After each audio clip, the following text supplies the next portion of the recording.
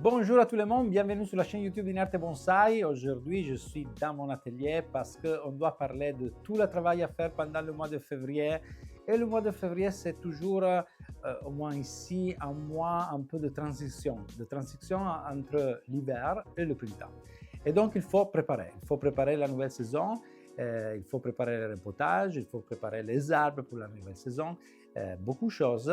Et on les verra ensemble pendant cette vidéo. Donc, restez avec moi et bonne vision. Bonjour à tous les amis d'Inerte Bonsai, je suis Carmelo Bonanno, instructeur bonsai et propriétaire d'Inerte Bonsai. Le mois de février est arrivé il y a quelques jours et le mois de février chez moi c'est toujours un mois un peu de transition entre l'hiver et le printemps. Donc il faut réellement chercher de préparer les arbres, de préparer le rempotage parce qu'on n'a jamais assez de temps pour faire toutes les opérations avant la saison. En plus, le mois de février pour moi sera un mois court parce que oui, il y a sous la main 28 jours, c'est vrai, c'est le même pour tout le monde, mais je passerai beaucoup de jours au Japon et quand vous verrez cette vidéo, je serai déjà là-bas. Donc, réellement, il faut bien programmer toutes les choses. Mais avant d'entrer dans les détails de tous les travaux, il faut dire une chose. Il faut dire que ici, chez moi, on commence petit à petit à sortir de l'hiver. On commence à voir les journées plus longues, mais aussi du chaleur. Quand on a des journées soleillées, la température monte jusqu'à 16, 15-16 dans les heures centrales de la journée. Donc, on a réellement des conditions qui nous amènent vers le printemps. Par contre, il y a d'autres régions où l'hiver est encore présent, où les températures sont encore très très bas. Je vous montre une photo de l'Italie. C'est en montagne, c'est la ville où je passe normalement mes vacances en été. Et maintenant, là, il y a réellement beaucoup de neige, donc des conditions réellement différentes d'ici. Donc, clairement, quand je fais ce type de vidéo, je parle surtout des choses que je dois faire dans mon jardin. Peut-être que pour quelqu'un, les mêmes choses sont à faire dans 15-20 jours, un mois peut-être. Donc, attention à toutes les choses que je dis parce que ce sont des travaux à faire dans la région méditerranéenne. Et voilà, quand même, je commence à voir des floraisons sur les bruyères, je commence à voir quelques petits mouvements sur des arbres feuillus, je commence à voir quelques petits mouvements sur les bourgeons des arbres caducs. Dans ce cas, on a un érable palmatume. Donc, il faut commencer réellement à programmer quoi? À programmer le rempotage. C'est un moment très important, très délicat pour les arbres. Il faut donc être sûr d'avoir toutes les choses dont on a besoin. Et c'est clair que pendant le période de rempotage, on a besoin de beaucoup de choses, à partir du fil, par exemple, pour pouvoir accrocher les arbres au pot, mais on a besoin aussi de plusieurs des outils pour compléter toutes les opérations. C'est important de déjà prévoir toutes ces choses, mais les choses les plus importantes sont lesquelles? Sont les pots et les substrats. Et donc oui, c'est toujours une bonne habitude, je le fais vers la fin du mois de janvier, déjà pendant le mois de janvier, faire un peu un inventaire de tous les arbres qu'on doit rempoter pendant la saison. C'est important de le faire parce qu'on doit prévoir déjà les pots. Et sur le choix du pot, je voudrais dire des choses qui pour moi sont très importantes parce que choisir un pot pour un arbre est toujours un moment important. Et le choix peut suivre des idées différentes selon notre nécessité. Donc, les critères avec lesquels je vais choisir le pot vont être très différents selon les objectifs que j'ai de culture sur cet arbre. Ce n'est pas un cas que j'ai choisi ces trois arbres pour réaliser cette vidéo parce qu'on a des situations différentes et aussi le choix du pot sera clairement différent. On commence par cette bruyère. Cette bruyère, c'est un Yamadori. C'est un Yamadori prélevé il y a 4 ans, je pense. Cet hiver, elle a reçu dernièrement la première mise en forme. Donc, beaucoup de sélection, un peu de travail sur le bois mort pour le nettoyer et positionnement de branches primaires. Cet arbre, c'est un arbre qui commençait son parcours pour devenir un bonsaï. Et cette année est prévu un rempotage. Après des années de culture dans ce pot en plastique, arrivait pour cet arbre le moment d'un renouvellement du substrat pour pouvoir bien développer le système racinaire, pour pouvoir bien développer la ramification secondaire. Donc l'objectif, c'est de donner les conditions à l'arbre de pouvoir pousser fort, de pouvoir développer beaucoup de végétation, créer beaucoup de végétation et aussi un bon système racinaire. C'est pour ça que pour le choix du pot, je vais garder surtout la dimension comme élément principal. Et la dimension que je vais chercher, c'est une dimension un peu plus grande de son pot définitif. C'est pas important si le pot sera émaillé, si le couleur sera une belle couleur avec l'arbre, si le pot sera pas émaillé, c'est pas important. Je chercherai dans mon jardin un pot peut-être déjà utilisé d'autres fois, mais avec les justes dimensions. C'est la seule chose importante, avoir des dimensions un peu importantes pour pouvoir laisser l'arbre pousser et peut-être gagner une année ou deux en plus avant le prochain rempotage. Donc c'est en phase de développement, c'est en phase où la dimension un peu plus grande du normal, c'est important. Différent, c'est le cas de cet arbre, c'est un érable palmatume. Vous avez déjà vu une vidéo sur cet arbre, je vous laisse le lien pour pouvoir le regarder si vous devez encore le faire. Parce que c'est un arbre que deviendra chouine dans quelques années encore. Mais sur cet arbre, j'utilisais jusqu'à maintenant tous les années la même technique. Et dans la vidéo, je vous explique très bien cette technique. Quand même, j'ai gagné beaucoup de diamètre sur le tronc. J'ai gagné beaucoup de diamètre aussi sur la partie finale du tronc. Maintenant, je veux changer la typologie de culture et je veux privilégier la création de ramifications. Donc, cette longue tige seront éliminées et la prochaine année, je ferai une culture plus attentive à construire une ramification. Pas de diamètre, pas plus de diamètre sur le tronc, mais ramification. Et quand je change la typologie de culture, c'est une bonne chose de commencer avec un rempotage. Et donc, est prévu un rempotage aussi pour cet arbre. Dans ce cas, je choisirai un pot toujours très large, mais dans ce cas, très très bas. Pourquoi? Parce que l'érable, c'est un arbre qui supporte très bien la culture dans des pots très très bas. Et aussi pourquoi l'érable peut créer des pieds très larges, bien lignifiés. Et pour favoriser ce procès, on peut utiliser des pots réellement bas pour faire développer le système racinaire en horizontal. C'est pour ça que pour cet arbre, je choisirai un pot, ce pot ici, ou un pot similaire avec une hauteur intérieure réellement bas.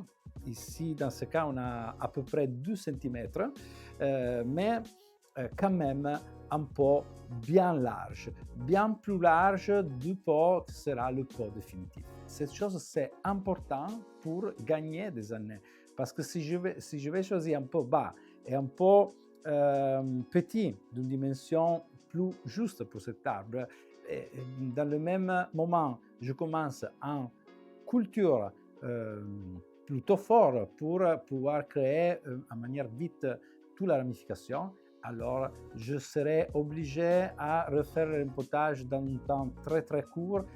Peut-être l'année prochaine déjà, l'arbre commencera à monter dans le pot. Donc c'est toujours important de choisir le pot selon notre objectif. Et quand l'objectif c'est une culture importante, alors la dimension doit être un peu plus grande du normal.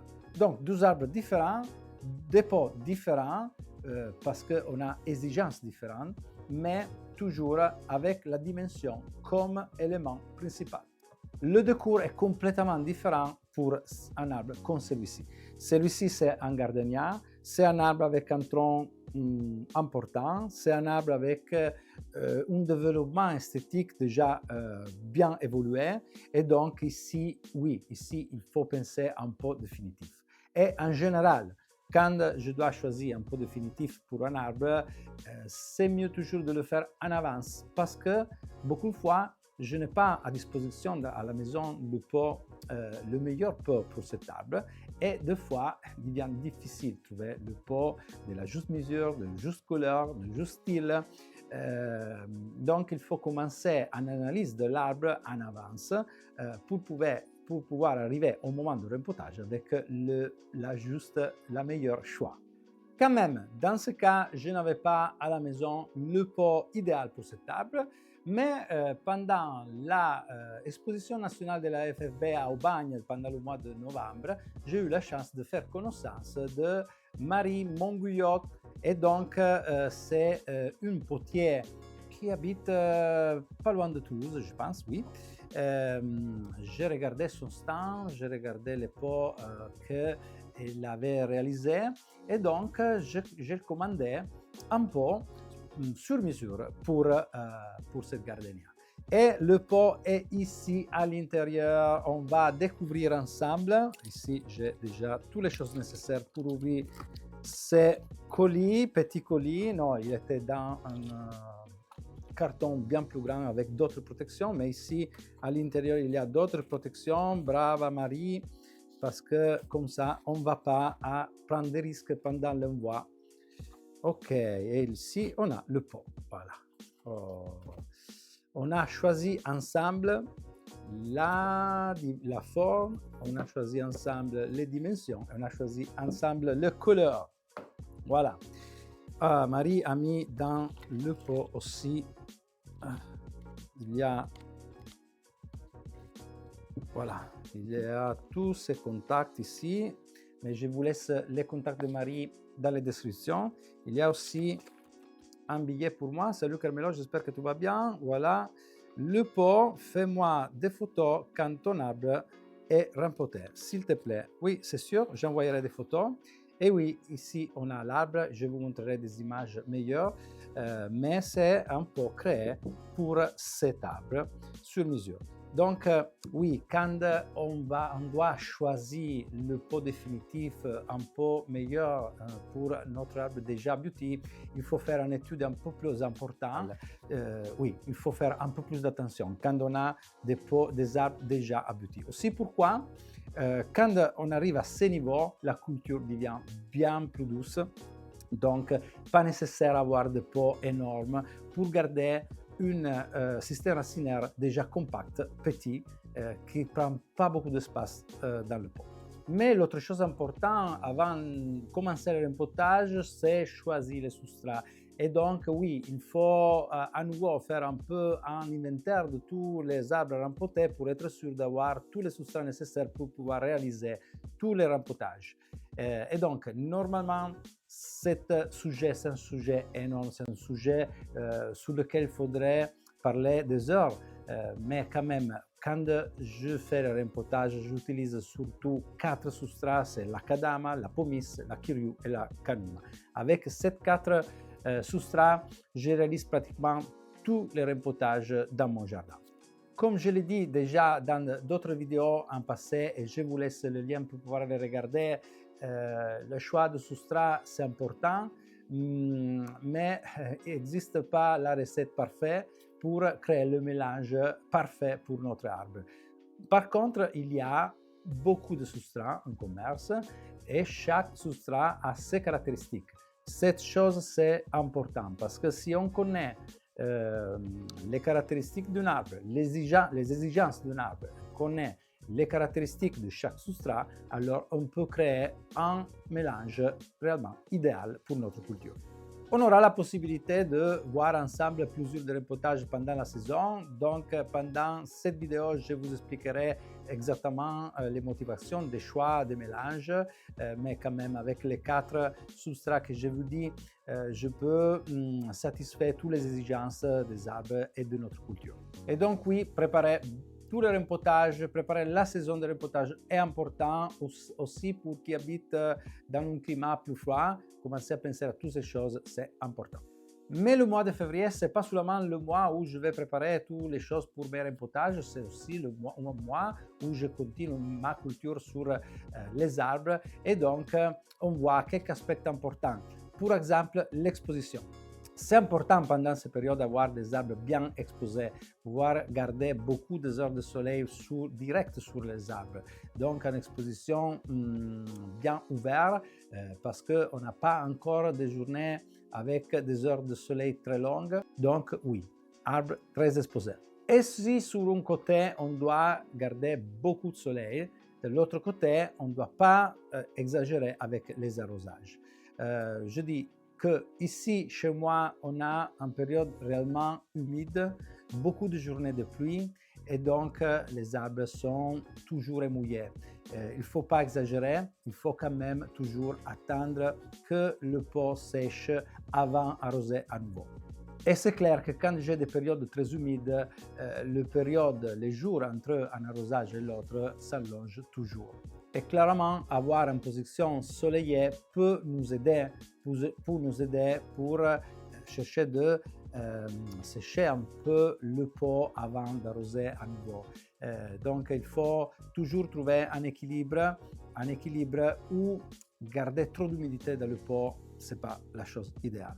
Et pour dernière chose, on voit un peu les choses plus pratiques qu'on peut faire sur les arbres.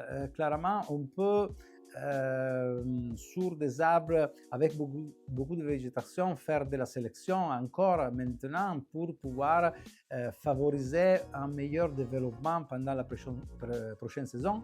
Donc avec les ciseaux, nettoyage, sélection et opération comme ceci. Est-ce que je peux utiliser du fil? Oui, je peux utiliser du fil pour faire des mises en forme, pour changer les positions à des branches. Peut-être c'est mieux encore éviter de gros pliages, mais oui, je peux utiliser du fil pour mettre en place les branches dans des espacements qu'on a besoin. C'est clair que si je vais choisir ces périodes pour mettre du fil, surtout si on parle des arbres feuillus, c'est clair qu'on doit faire attention à garder le fil avant qu'il marque. Donc peut-être que notre fil restera pas trop de temps sur les arbres. Et donc oui, aussi pendant un mois comme février où on n'a pas encore un pouce évident sur les arbres, on a quand même plusieurs de choses à faire. Dans un jardin bonsaï, on ne s'arrête jamais de travailler. Cet aspect, c'est un aspect que j'adore. Et voilà, donc on est arrivé aussi à la fin de cette vidéo. Je vous remercie si vous avez regardé la vidéo jusqu'à maintenant. Je vous rappelle comme toujours d'utiliser les commentaires, de partager la vidéo et de vous abonner si vous devez encore le faire parce que pour vous c'est toujours gratuit mais pour moi c'est toujours important. Et je vous donne le rendez-vous aux prochaines vidéos. Ciao ciao!